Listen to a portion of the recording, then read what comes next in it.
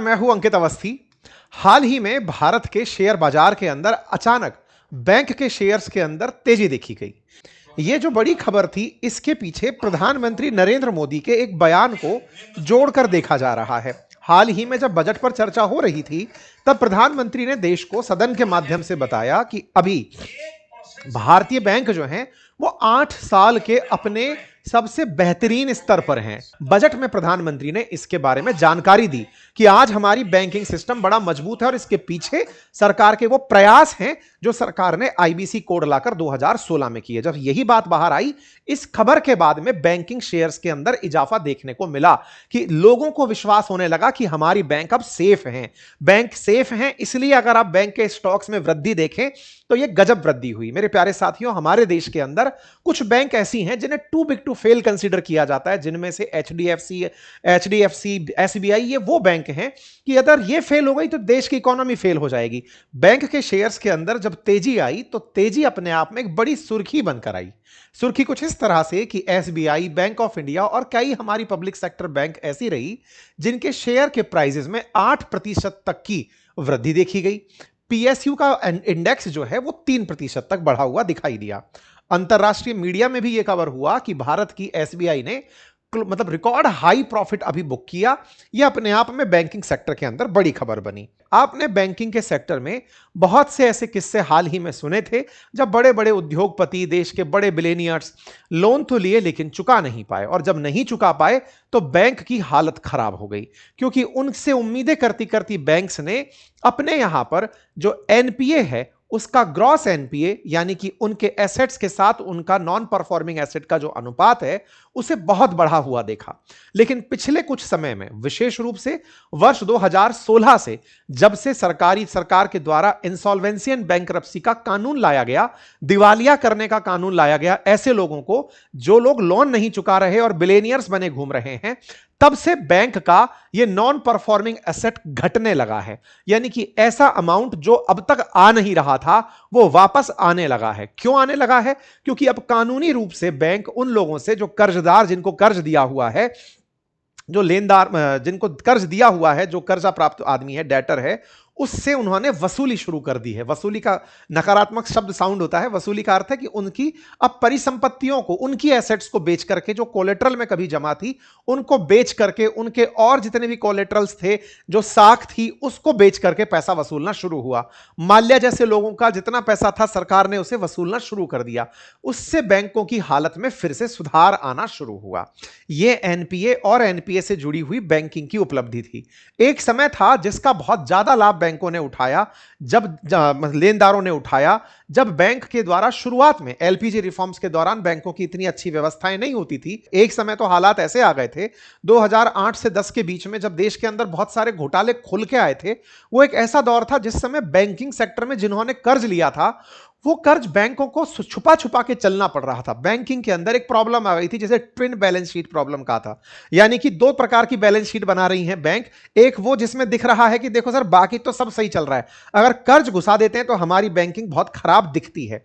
यह स्थिति धीरे धीरे जब इवॉल्व होने लगी, देश के अंदर सरकारों में नीतियों के अंदर संस्थागत परिवर्तन लाना शुरू किया, उस तरीके से जब आगे बैंक बढ़ने लगी, तब यह तय हुआ कि बैंकिंग में असल मुसीबत क्या आ रही है कि जितने भी कर्ज लिए हुए लोग हैं उनका कर्ज अगर बैंक नहीं वापस ले पाती तो उतना ही पैसा बैंक को अपनी प्रॉफिट से उस कर्ज की एवज में प्रोविजनिंग के तहत रखना पड़ता है। आसान भाषा में करते हैं, मान लीजिए कि 100 रुपए आपने मुझे दिए थे, मैंने 100 रुपए किसी को उधार दे दिए, लेकिन मेरे पास और भी 50 लोगों से मैंने पैसे लेकर के, उधार दे दे करके खुद से 500 रुपए मैंने कमा के रखे हुए हैं, लेकिन मेरा 100 रुपए ऐसे हैं जो डूब रहे हैं, यानी कि उनकी कोई वसूली हो ही नहीं पा रही।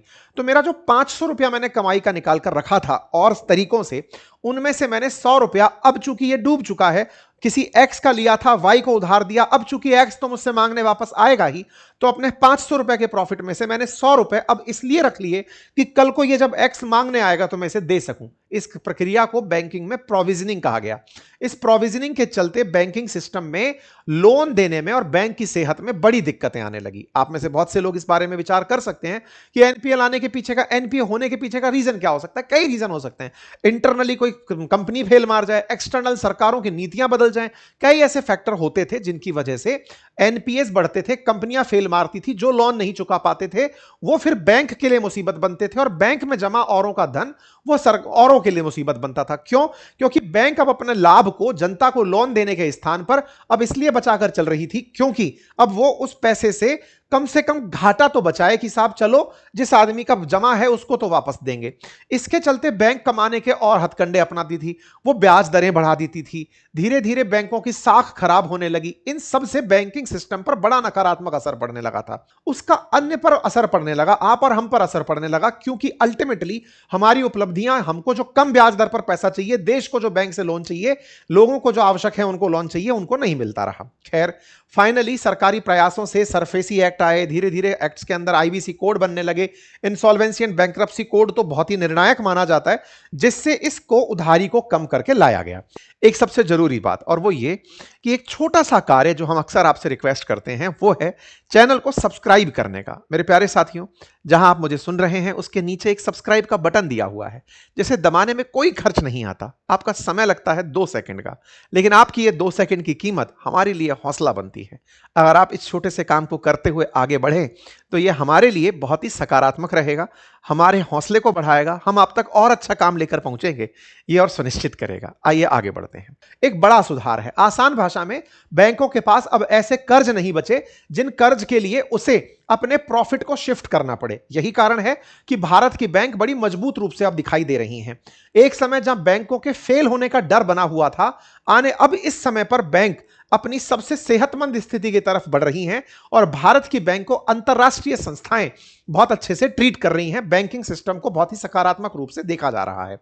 अगर बैंक के इन्हीं एनपीएस को ग्राफ में देखा जाए तो एक समय पर 1998 के अराउंड भारत में एनपीएस 14%, 2000 के आसपास 16% तक था, फिर 2008 के अराउंड 2% के आसपास आया था, फिर एनपीए 2012 के बाद बढ़ना शुरू हुआ क्योंकि यहां पर कई सारे ऐसी घटनाएं इरप्ट होकर आई थी, कई प्रकार के घोटाले बाहर निकल कर आए थे और बाद में जब ये चीजें निकल कर आना शुरू हुई, जब खुलना शुरू हुआ, माल्या भाग गया और फलाना भाग गया, ये जब नाम सुनने में आने लगे कि नीरव मोदी भाग गया, उसकी वजह से बैंकों के एनपीए बढ़ने लगे।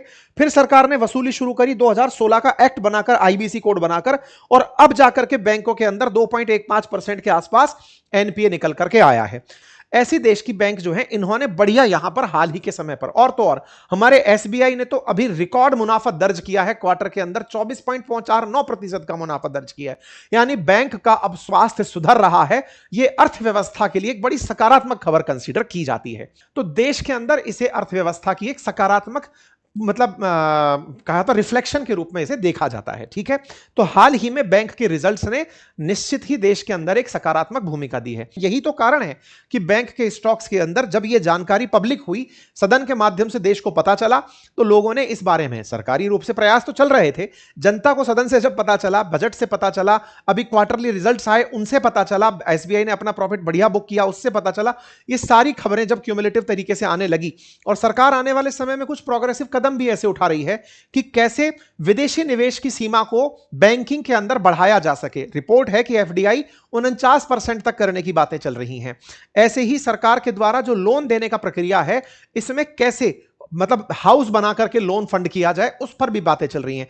किसी एक बैंक का नहीं, एक साथ संयुक्त रूप से लोन को फंड कर दिया जाए, फंड के लिए लोन देने वाले हाउसेज अलग बना दिए जाए। ये सब प्रोग्रेसिव तरीके से बैंकिंग में सकारात्मकता को दिखाते हैं। कुल जमा अर्थ यह है कि इन सब चीजों का भारत के बैंक को हेल्थ के रूप में अगर देखा जाए तो भारत की बैंकिंग हेल्थ सुधरी है और देश के अंदर जो भी निवेशक हैं बैंकिंग सेक्टर में, वो बड़े हैप्पी फिलहाल के लिए चल रहे हैं। फिलहाल के लिए इतना ही।